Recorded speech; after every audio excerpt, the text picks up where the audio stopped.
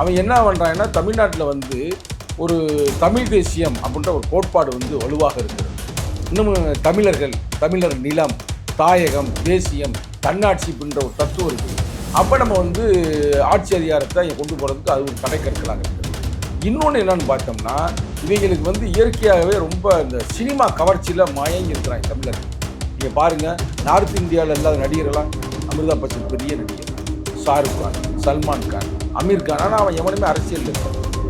ஆனால் தமிழ்நாட்டில் மட்டும் நீங்கள் பார்த்தீங்கன்னா புரட்சி தலைவர், புரட்சி தலைவி, இப்போ திருப்பி ஒரு புதுசாக புரட்சி தளபதி கொண்டு வந்துருக்காங்க. அப்படின்னு சொல்லி கொரோனா வந்து பல பேர் செஞ்சாங்க. ஆனால் கொரோனான்னு பேரை சொல்லி தப்பிச்ச ஒரே ஆள் சூப்பர் ஸ்டார் ரஜினிகாந்த். யார் அவருக்கு அடுத்து ஒரு வெயிட்டான ஆள்னு பார்த்தா உங்களுக்கு தெரியும், சினிமாவில் ஒன்றும் அஜித் இல்லாட்டினா விஜய். அப்போ விஜய்க்கு வந்து ஆள் நிறையா இருக்காங்க. இப்போ பழைய பிராமணியமே என்ன, அது இந்தியாவுக்கு எதிர்ப்பு பிரச்சனையானது. அம்பேத்கர் அதெல்லாம் சொல்கிறாரு, இந்தியாவிலே சிக்கல் 2 தான் வருங்காலத்தில் வரும்ன்றார். இவ்வளோ ஃபோர்காஸ்ட்டையும் சொல்கிறார். 1956 சொல்கிறாரு, ஜனவரி மாதம் சொல்கிறாரு, வருங்காலங்களில் இந்தியாவுக்கு 2 சிக்கல் வரும். ஒன்று வந்து சனாதனத்தின் மூலமாக, இன்னொன்று முதலாளித்துவத்தின் மூலமாக. இதை நம்ம பார்க்குறோம்ல, இந்தியாவுக்கு பூரா ஆட்டையை போட்டு அதானி அம்பானி கொடுக்குறாங்க. அந்த வகையில் வந்து நம்ம நிப்பாட்டம் தான், அதை நாங்கள் வரவேற்கிறோம். அவர் நீ கடவுளாக வச்சு நீ கலவரம் பண்ணாதான் நாங்கள் எதிர்ப்போம். முருகனை வச்சு ரைட்டராக முருகனால பிரச்சனை இல்லை. இப்போ முருகன் வந்து வள்ளியை திருமணம் செய்கிறார். வள்ளியார் ஒரு புறத்தி பெண், ஒரு பழங்குடி பெண்ணுன்றாங்க. ஒருவேளை முருகன் வந்து இது மாதிரி இப்போ இருந்திருந்தாருன்னா நீங்களே ஆணவ படுகொலை பண்ணுவாங்க. முருகனையும் பண்ணுவாங்க, வள்ளியும் பண்ணுவாங்க. ஆனால் ஆணவ படுகொலை எதிர்த்து நாங்கள்லாம் கேட்குறோம், தட்டி கேட்குறோம். வள்ளியை வந்து காதல் திருமணம் செய்து கொண்டாந்து வைக்கிறாரு. நீங்கள் ஏற்றுக்குருவாங்களா? அதே முருகன் என்பது தமிழ் கடவுள், அதில் வந்து எங்களுக்கு பிரச்சனை இல்லை. நாங்கள் வந்து முருகன் என்ற பெயரில் கலவரம் செய்தால் எதிர்ப்போம். முருகன் என்ற பெயரில் சனாதன புத்தியை வளர்த்தல் எதிர்ப்போமே தவிர முருகனுக்கு எங்களுக்கு எந்த பிரச்சனையும் இல்லை. எங்களுக்கு ஒரு பிரச்சனை.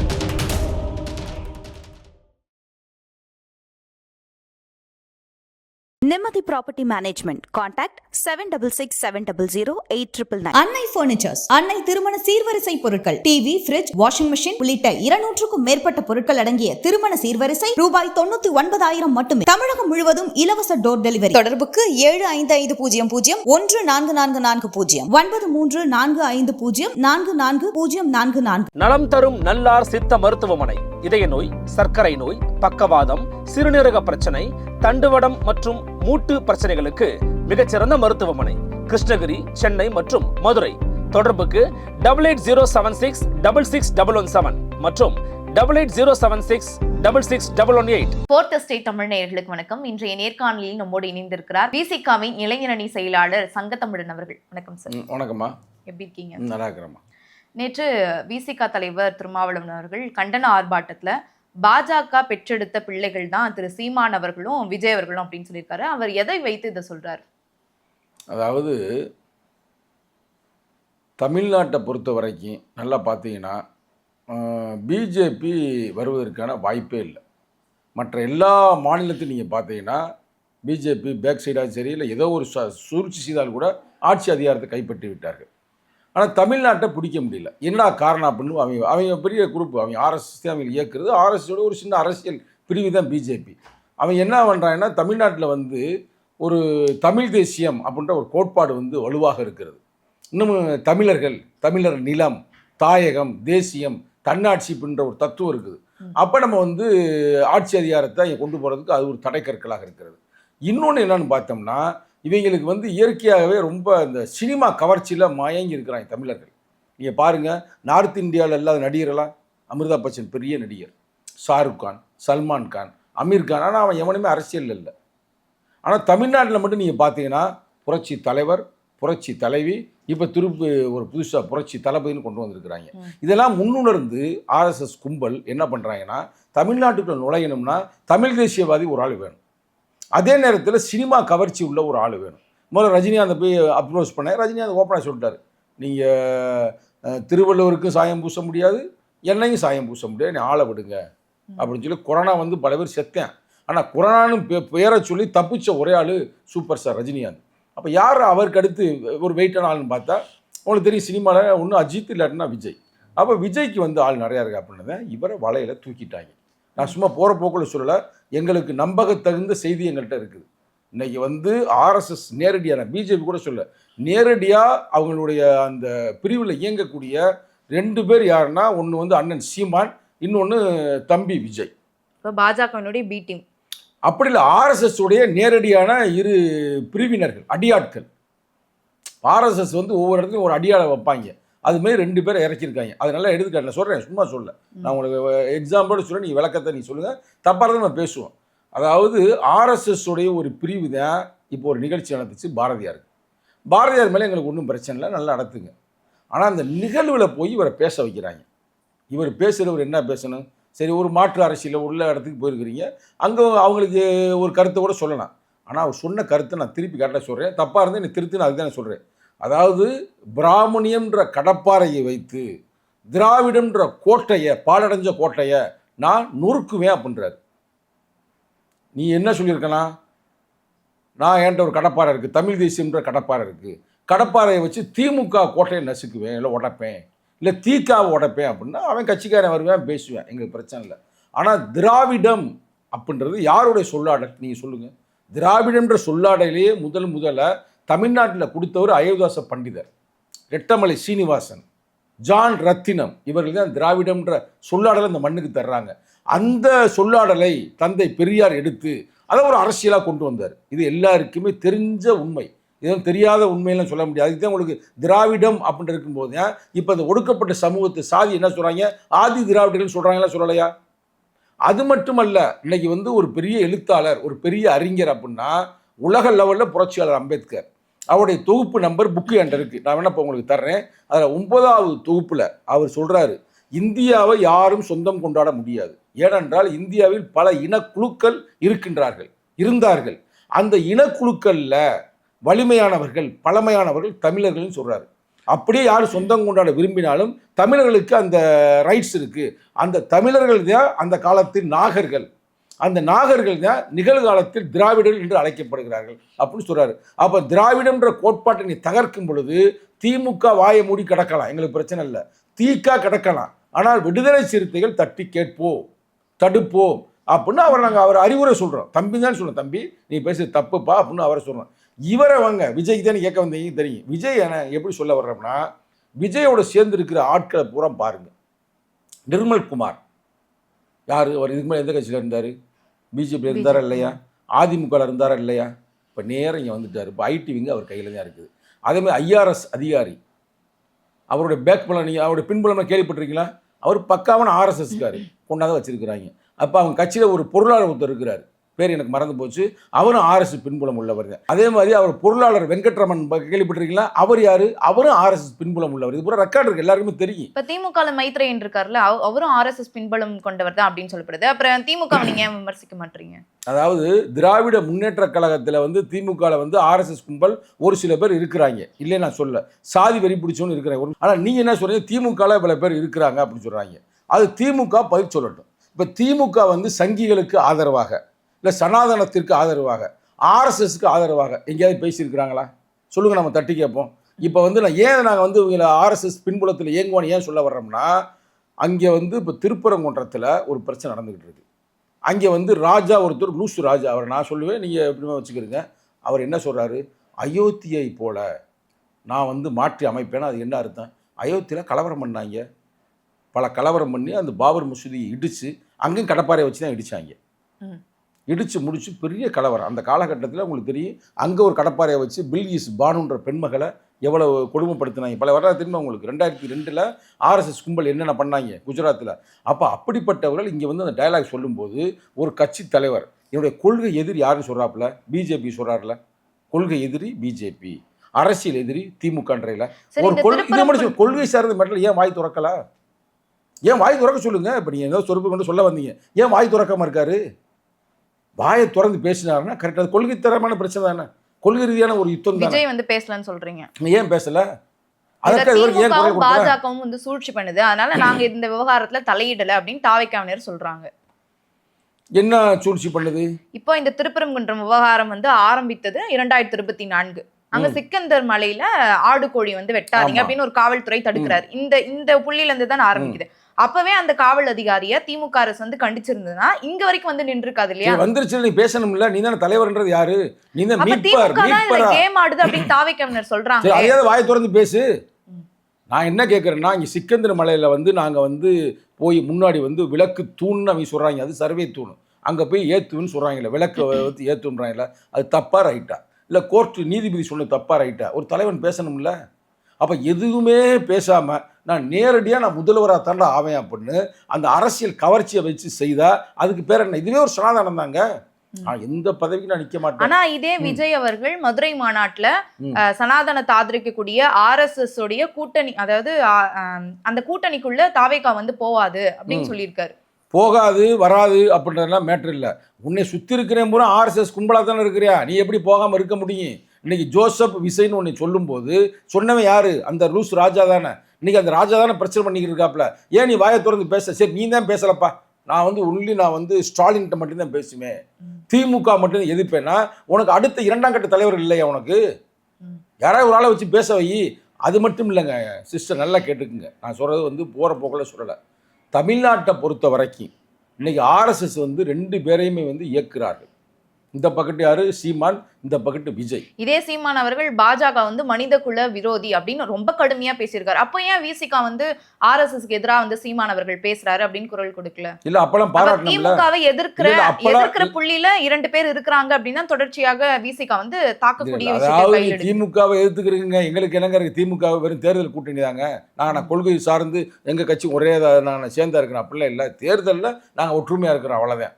தேர்தல் நோக்கி நாங்கள், தேர்தல்ன்றது என்ன ஒரு களம் தானே, யுத்த காலத்தில் நாங்கள் விளையாடுறோம், அதில் அவங்களுக்கு கூட்டணியாக இருக்கிறாங்க. ஆனால் கொள்கை ரீதியாக வந்து பிரச்சனை வரும்போது நாங்கள் இப்போ சீமானை முன்னாடி சொன்னோமா? எப்பயாவது இதுக்கு முன்னாடி நாங்கள் சொல்லியிருக்கோம் சீமானை வந்து ஒரு RSS ஆளு இல்லை ஒரு அப்படி இப்படி சங்கின்னு சொன்னோமா? இப்படி சொன்ன கருத்து ரொம்ப மோசமான கருத்தில் ஏதோ போகிற போக்கில் சொல்லியிருந்தா பரவாயில்ல. கடப்பாறையை வச்சு நான் ஒடிப்பேன் அப்படின்னா அந்த கடப்பாறை என்ன கடப்பாறை? பிராமணியம்ன்றாரு. பிராமணியமே என்ன? அது இந்தியாவுக்கு எதிர் பிரச்சனையானது. அம்பேத்கர் அதானே சொல்கிறாரு. இந்த இந்தியாவிலேயே சிக்கல் 2 தான்றாரு, வருங்காலத்தில் வரும்ன்றாரு. இவ்வளோ ஃபோர்காஸ்ட்டையும் சொல்கிறாரு பாரு, 1956 சொல்கிறாரு, ஜனவரி மாதம் சொல்கிறாரு, வருங்காலங்களில் இந்தியாவுக்கு 2 சிக்கல் வரும். ஒன்று வந்து சனாதனத்தின் மூலமாக, இன்னொன்று முதலாளித்துவத்தின் மூலமாக. இன்றைக்கி நம்ம பார்க்குறோம்ல, இந்தியாவுக்கு பூரா ஆட்டையை போட்டு அதானி அம்பானி கொடுக்குறாங்க. தொழிலாளர்களுக்கு யாருமே பாதுகாப்பாக இல்லை. அதே நேரத்தில் இப்போ சாமின்ற பேரில் கலவரம் பண்ணுறாங்க, கடவுளின் பெயரால். என்ன முருகனை கேட்டார், இங்கே வந்து எனக்கு விளக்கு ஏற்றினா தானே நான் வருவேனை கேட்டார். அப்போ இவங்க அரசியலாக்குறாங்க, புரியுதா புரியல? அரசியலாக்குறாங்க முழுக்க. அதை போய் நீ வந்து எதிர்த்து பேசணும்ல, ஏன் எதிர்த்து பேசாமல் இருக்கிற? அதாவது இங்கே பாருங்கள், இவர் வந்து எப்படின்னா, நான் சொல்கிறேன் தப்பா எடுக்காதீங்க, உண்மை அதை நான் சொல்கிறேன் 100% உண்மை. உங்கள் சேனல் பின்னாடி கூட 6 மாதம் கழித்து போட்டு பாருங்கள். ஒரு படம் சைன் பண்ண பிறகு அந்த படத்துக்கான வேலைகளை செய்கிறதுல கில்லாடி விஜய் அவர்கள். அதுதான் தொடர்ந்து வெற்றி படங்களை கொடுக்குறாரு. இன்றைக்கி ஒரு பெரிய சூப்பர் ஸ்டார் லெவலுக்கு போயிருக்கிறாரு. இப்போ அவர் போட்ட ப்ராஜெக்ட் என்னன்னா 2026 முதல்வர், இதுதான் அந்த டைட்டில் படத்துக்கு பேர். அதுக்கான ப்ராஜெக்ட் ஒர்க்கு தான் அவங்க செய்கிறாங்க. அதுக்கு தான் எல்லோரும் ஆளை சேர்க்குறாங்க. ஒரு வேன் வாங்குறாங்க, ஒரு பெரிய பஸ் வாங்குறாங்க, அங்கங்கே போய் மக்களை சந்திக்கிறாங்க. 2026 அந்த ஏப்ரல் மேலே எலெக்ஷனுக்கு பிறகு வெற்றி பெற்றா பரவாயில்ல, தோத்துட்டாங்கன்னா திருப்பி கலைச்சி விட்டு தோற்றுருவாங்க, அதில் எந்த மாற்று கருத்தும் இல்லை. திருப்பி வந்து அவர் வந்து பார்ட் 2 நடத்துவார். இப்போ வந்து ஜனநாயகன்ற படம் வரப்போதில்லை, ஜனநாயகம் படத்தோட பார்ட் 2 வரும். நீ எழுதி வச்சுக்க வெள்ளை பேப்பரில். பெருசால அவங்க ஆட்சி அதிகாரம் கைப்பற்ற முடியாதுங்க. இப்போ வர்ற ரசிகர்லாம் அவரை போய் பார்க்குறாங்க, விஜயா சூப்பர் ஒரு நடிகர் அப்படின்னு பார்க்குறாங்களே தவிர ஓட்டுலாம் போடுவாங்கன்னு நினைக்க வேண்டாம். ஆனால் இவங்க நம்பி ஒரு வெறுப்பு அரசியலை உருவாக்கக்கூடியவர்களே அவங்க 2 பேருமே. அவர் தமிழ் தேசியம்ன்ற பேரில் வெறுப்பு அரசியலை பண்ணுவார் யார்? சீமான்.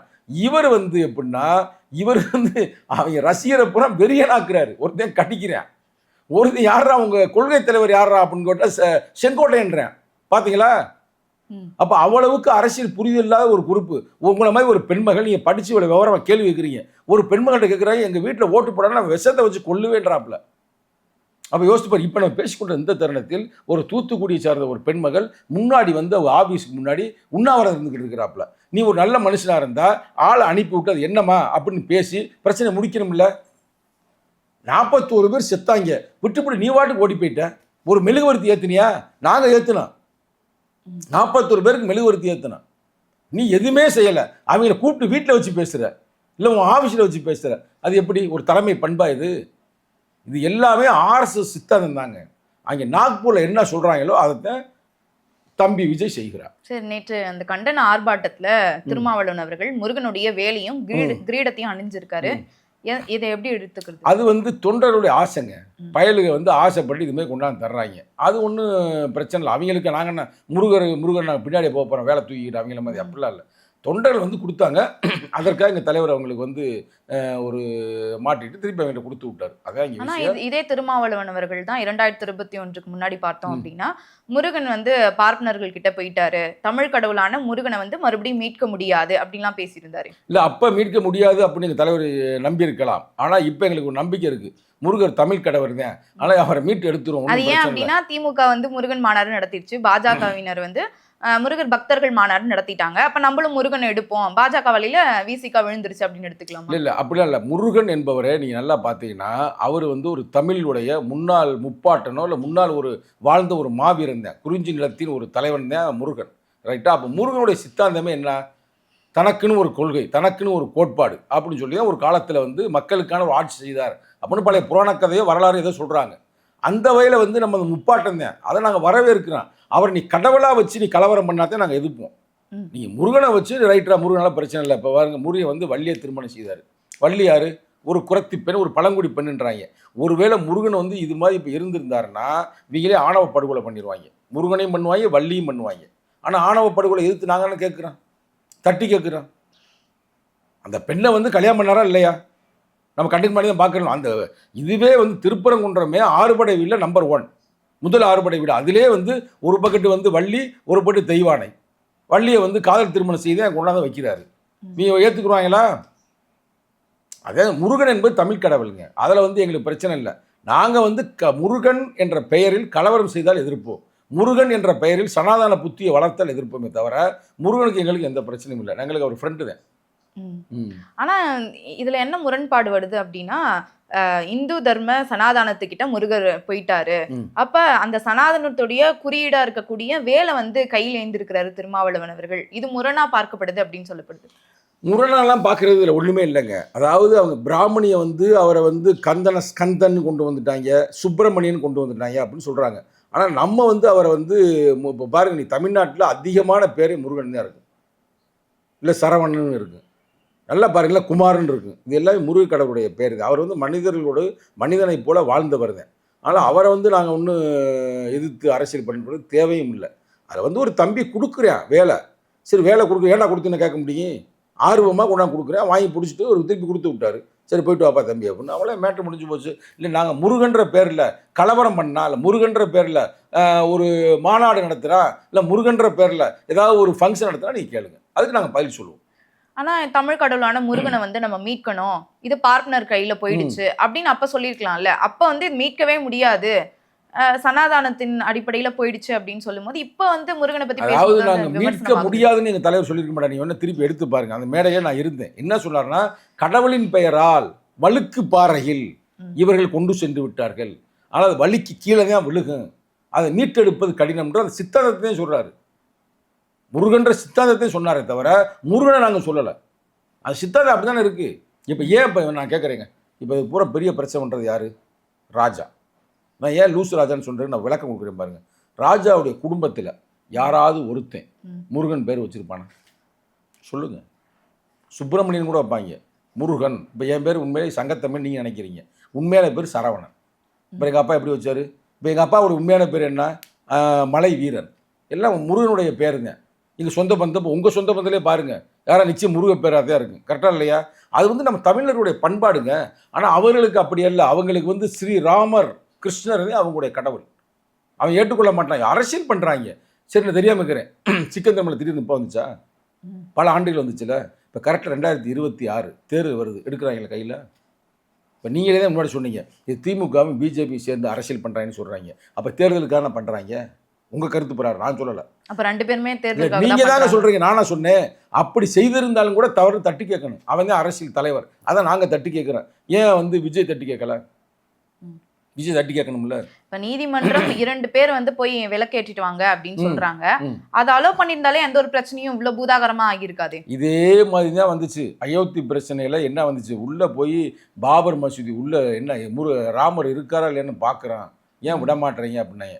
இதே மாதிரி நீங்கள் சொன்ன மாதிரியா நீ சொன்ன, போய் சும்மா அதை பார்த்து வரட்டும்னு. நீ சும்மா போய் உள்ளே பார்த்துட்டு இங்கே தான் கரெக்டாக வந்து ராமர் பிறந்தாருன்ட்டாங்க, இதே ஹாஸ்பிட்டல்ன்ட்டாங்க.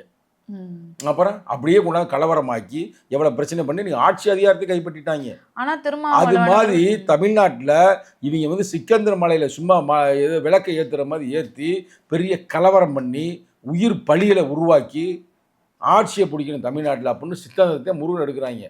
நாங்கள் எங்கள் முருக கடவுள் நாங்கள் விடமாட்டோம்ன்றத நாங்கள் யுத்த காலத்தில் நிற்கிறோம். இல்லை நாங்கள் இதுக்கு போகிறோம், எங்களுக்கு என்ன தேவையா? இன்னொன்று தெரிஞ்சுக்குங்க, இவங்க ராமரை பேரை சொல்லி இது பண்ண ராமர் வந்து சாத்வீகவாதி, ஒன்றும் பிரச்சனை. முருகனை பண்ணக்கூடாது. முருகன் வந்து சூரக சம்ஹாரம் செய்வார். அவன் வாட்டு முருகன் இவங்களை போட்டுக்கிட்டு தள்ளிடாமல் கரெக்டாக அவர் அம்பு வச்சுருப்பார், எல்லாம் வச்சுருப்பார், நீங்கள் சும்மா வில்லு வச்சுருப்பார், வேலு வச்சுருப்பார். ரொம்ப முருகன் என்றாலே யுத்தத்திற்கான ஒரு கடவுள் தானே, செவ்வாயின்ற ஒரு அந்த இதுக்கு ஒரு அடையாளம் தானே. ஏன் மேதகு கூட வணங்கின ஒரே கடவுள் முருகர், கேள்விப்பட்டிருக்கிறீங்களா? அப்புறம் முருகன்ட்ட வம்பு வச்சுக்கிறாயப்பா, அவ்வளோதான் சொல்ல முடியும். திருமாவளவன் அவர்கள் இப்ப அந்த தூண்ல ஏத்தனாதான் கல்வி கிடைக்குமா, உணவு கிடைக்குமா அப்படின்னு கேக்குறாரு. இப்ப இங்க ஏத்தனா மட்டும் கல்வி கிடைக்க போதா, உணவு கிடைக்க போதா? யாராவது ஏதாவது பண்ணுங்க அப்படின்னு ஒதுங்கி இருக்கலாம்ல. அப்படிலாம் இல்லை, நல்லா கேட்டுக்கிறீங்க. இப்போ நீ கேட்ட கேள்வி நான் திருப்பியும் சொல்கிறேன். அந்த கரெக்டாக சிக்கந்தர் மலையில் அந்த சிக்கந்தருடைய தர்காவுக்கு முன்னாடி அது வந்து ஒரு தியோடலைட் ஸ்டேஷன். ஏற்கனவே நம்ம பேசியிருக்கிறோம். நான் ஒரு சிவில் இன்ஜினியர், நானே சொன்னேன் அது வந்து தியோடலைட் ஸ்டேஷன். நான் தான் முதல் சொன்னேன். எனக்கு பார்த்தமே தெரிஞ்சிருச்சு. அது வந்து சர்வே கல் பெஞ்சு மார்க்னு வைப்பாங்க. இங்கே survey technical name RLMI reduce level அப்படின்னு பூமியிலேருந்து, அதாவது இதில் கடல்லேருந்து பூமி எவ்வளோ உயரத்தில் இருக்குது, அந்த இடம் எவ்வளோ இருக்குன்றதை கண்டுபிடிக்கிறது RL லெவல். அதை பூரா அந்த மலையில் வந்து கண்டுபிடிக்கிறதுக்கான ஒரு ஸ்டேஷன், தியோடலைட் ஸ்டேஷன். நான் பார்த்தேன்ல, அந்த போட்டலில் பார்த்துமே சொன்னேன் தியோடலைட் ஸ்டேஷன் சொன்னேன்ல. இப்போ கூட அதே சொல்கிறாங்க, எங்கேருந்து மத்திய அரசாங்கமே ஆளை அனுப்பிவிட்டு செக் பண்ணதில்ல, அது தியோடலைட் ஸ்டேஷன் சொல்கிறாங்க. அதில் போய் இவங்க விளக்கு ஏற்றுறாங்கன்னா அப்போ கலவரம் பண்ணுறது தானே வர்றாங்க. அதுக்கு எங்கள் தலைவர் கேட்குறாரு, விளக்கு ஏற்றினா அவனுக்கு படிப்பு வந்துருமா? விளக்கு ஏற்றினா அவனுக்கு வந்து கஞ்சி சாப்பாடு கிடச்சிருமா? விளக்கு ஏற்றினா அவனுக்கு வந்து கிடைக்கிற இடங்கள்லாம் கிடச்சிருமா கேட்குற கரெக்டான அந்த கேள்வி. ஆனால் நீ என்ன செய்யறேன்னா, நீ ஒரு நம்பிக்கையின் பிரகாரம் இது வரைக்கும் எங்கே ஏற்றினி அங்கே ஏற்றிட்டு போ. அங்கே மேலே தான் வந்து விநாயகர் கோயில் இருக்கான், விநாயகர் கோயிலுக்கு முன்னாடி ஏற்ற வேண்டியதானே, நாங்கள் தடுத்தோமா? அதை ஏற்றிட்டாங்கல்ல, கீழே ஏற்ற வேண்டியதானே. ஏன் குறிப்பாக அங்கே போய் ஏற்றுறாங்கன்னா, அங்கே முன்னாடி வந்து தர்கா இருக்குது, ஏற்றி முடிச்சு தர்காக்குள்ளே உள்ள நுழையணும், அங்கே ஒரு கலவரத்தை உருவாக்கணும். இதுதான் திட்டம். திட்டத்தை விடுதலை சிறுத்தைகள் பார்த்துக்கிட்டு இருக்காது. பல்வேறு கருத்துக்களை பகிர்ந்தமைக்கு நன்றி சார். நன்றி, வணக்கம்.